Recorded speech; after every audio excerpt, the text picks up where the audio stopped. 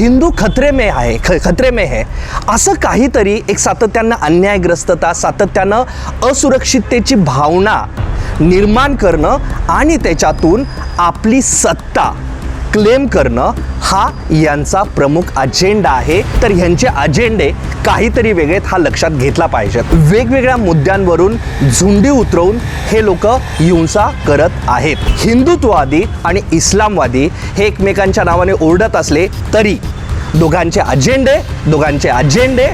पद्धती ह्या सेम आहेत। FTIच्या मुलांना देशद्रोही ठरवलं, ठीक आहे, आता तुम्ही ललितच्या मुलांना देशद्रोही ठरवणार, तुम्ही बंगाली, केरळी, एक तोडत जायचंय। सावित्रीबाई फुल्यांच्या नावचं विद्यापीठ आहे। या विद्यापीठामध्ये आत्तापर्यंत अनेक वेळा मुलींना मारहाण झाली, मुलींच्या नरडीवर पाय ठेवले गेले। सर, आपल्याला असं नाही का वाटत की आपण ह्याच्याविषयी दिलगिरी व्यक्त करावी? नमस्कार, माझं नाव बी युवराज, मी नवसमाजवादी पर्याय या संघटनेचा कार्यकर्ता आहे। शुक्रवारी विद्यापीठात जो प्रकार झाला आणि ज्या नाटकाच्या बाबतीत झाला, तर मला असं वाटतं खूप सरळ कॉन्टेक्स्ट होता, संदर्भ होता। नाटक, काही मित्रमंडळी नाटक करतायत, नाटक करताना त्यांच्यातला एक मित्र पळून जातो आणि मग ड्रेसिंग रूममध्ये तो सगळा जो सीन आहे तो ड्रेसिंग रूममध्ये ते एकमेकांशी जे डायलॉग करतात तो आहे। ह्या सगळा संदर्भ स्पष्ट असताना हा सगळा संदर्भ सोडून हे तरुणांच्या झुंडी का हिंसाचार करत आहेत? मी पुन्हा एकदा रिपीट करतो, किमान माहिती असणाऱ्या कुणालाही हे कळू शकतं आणि कुणीही त्या नाटकातलं विडंबन सहज पकडू शकतं, पण तरीही या झुंडी जर त्याच्या नावावर हिंसाचार करत आहेत तर ह्यांचे अजेंडे काहीतरी वेगळेत हा लक्षात घेतला पाहिजेत। अतिशय स्पष्टपणे वेगवेगळ्या मुद्द्यांच्या वरून हिंदू खतरे में है असं काहीतरी एक सातत्यानं अन्यायग्रस्तता, सातत्यानं असुरक्षिततेची भावना निर्माण करणं आणि त्याच्यातून आपली सत्ता क्लेम करणं हा यांचा प्रमुख अजेंडा आहे आणि त्याच्यासाठी सातत्यानं वेगवेगळ्या मुद्द्यांवरून झुंडी उतरवून हे लोक हिंसा करत आहेत। गंमत म्हणजे ह्यांचा हे भारतीय वगैरे बोलतात, परंतु आपण जर बघितलं तर अरब राष्ट्रांमध्ये जो काही वहाबी पंथ वगैरे वाढला, त्यांनीही याच प्रकारे इस्लाम खतरे में है आणि धार्मिक कट्टरता इस्लाम खतरे मेच्या नावाखाली जाणीवपूर्वक पेरली आणि त्याच्यातून अरबातल्या काही जगतालमधील काही ठिकाणी त्यांनी इस्लामिक कट्टरवाद त्यांनी रुजवला। त्यामुळं मी अतिशय जबाबदारीने सांगू इच्छितो, हिंदुत्ववादी आणि इस्लामवादी हे एकमेकांच्या नावाने ओरडत असले तरी दोघांचे पद्धती ह्या सेम आहेत आणि त्या पातळीवर दोघं एकमेकांचे भाऊबंद आहेत। हा पहिला मुद्दा। त्यामुळं ह्यांचं भारतीयत्व हे ढोंगी आहे, खोटं आहे। दुसरा मुद्दा, हे हिंदूंच्या भावना वगैरे दुखावल्या म्हणतात। मला असं वाटतं त्यांनी आमच्या संघी भावना दुखावल्यात असं नक्की म्हणावं। याचा सर्वसामान्य हिंदूंच्या भावनेशी घेणं देणं नाही आहे। ललितची जी मुलं नाटक करत होती ती कोण होती ती? मग या त्यांच्या भावना नाही आहेत का? तर या त्यांच्या भावना नाहीच आहेत। सामान्य जनतेसाठी धर्म म्हणजे प्रेम, सद्भावना, काहीतरी म्हणजे एक काहीतरी अलौकिक, ह्या सगळ्या भावना आहेत, परंतु ह्यांच्यासाठी मात्र धर्म म्हणजे द्वेष, हिंसाचार आहे।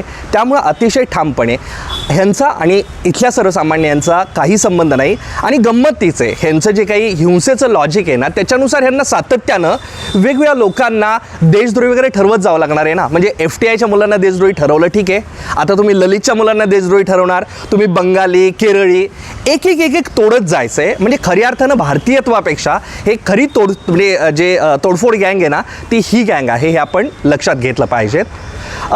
त्यानंतर तिसरा मुद्दा म्हणजे आता हे तर ठीकच आहे, हे लोक हे करतायत, परंतु या सगळ्या संदर्भात विद्यापीठ प्रशासन, पोलीस प्रशासन जी भूमिका घेत आहे अतिशय गंभीर आहे। विद्यापीठानं काहीतरी भावना दुखावल्या गेल्या वगैरे म्हणून दिलगिरी व्यक्त केलेली आहे।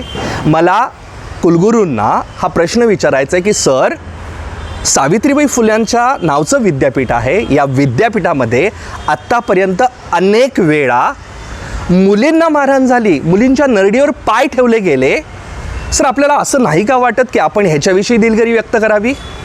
ही झुंडशाही वारंवार चालली तर हे जे काही विद्यापीठ प्रशासन, पोलीस प्रशासन हे जे काही बघ्यासारखं बघतंय, मला वाटतं खेद आहे. आणि मी या सगळ्या म्हणजे मोठे अधिकारी आहेत, मोठे ज्येष्ठ आहेत, परंतु सर आपण हे जे काही करताय ना, हे योग्य नाही आहे. आणि इतिहासात आपली नोंद कितपत कशी होईल याच्याविषयी मला शंका आहे, असं मी नक्कीच इथं नमूद करू इच्छितो.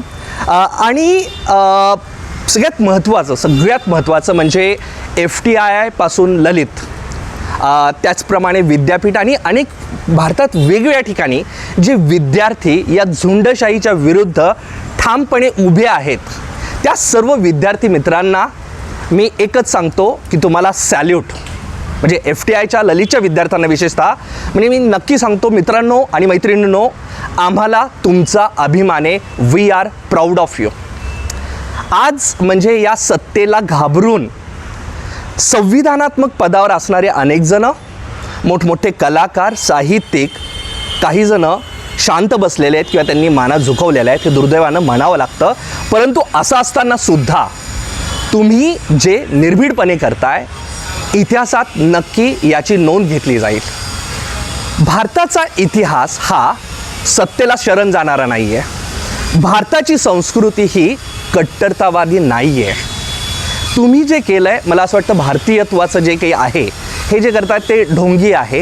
हे खरं भारतीयत्वाचं जे स्पिरिट आहे, कलाकार म्हणून कलेच्या माध्यमातून अभिव्यक्त होण्याचं जे स्पिरिट आहे, ते तुम्ही पुढे नेलेलं आहे. मला माहिती आहे आज तुमच्यावर प्रचंड दबाव आहे. कदाचित तुमच्याच काही नातेवाईक वगैरे त्यांनीही तुमच्या गोष्टीविषयी थोडंसं नाखुशी व्यक्त केली असेल, तुम्हाला कदाचित थोडंसं लो वाटत असेल. परंतु इतिहासाचा कॅनव्हस मोठा असतो.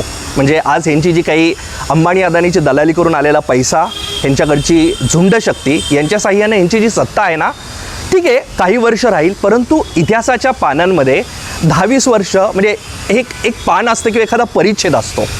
त्यामुळं त्यानंतर जेव्हा खऱ्या अर्थाने इतिहासाचं पुनर्लिखान होईल, तेव्हा तुम्ही जे केलं आणि तुमच्या समर्थनार्थ आज जे काही ह्या सगळ्या सत्तेची मुजोरीला भीक न घालता आज जे काही वेगवेगळ्या विद्यार्थी, तरुण, युवक, अनेक कलाकारी खंबीरपणे उभे आहेत, मला असं वाटतं इतिहास आपल्या सगळ्यांची नोंद घेईल. त्यामुळे पुन्हा एकदा we are proud of you आणि हॅट्स ऑफ.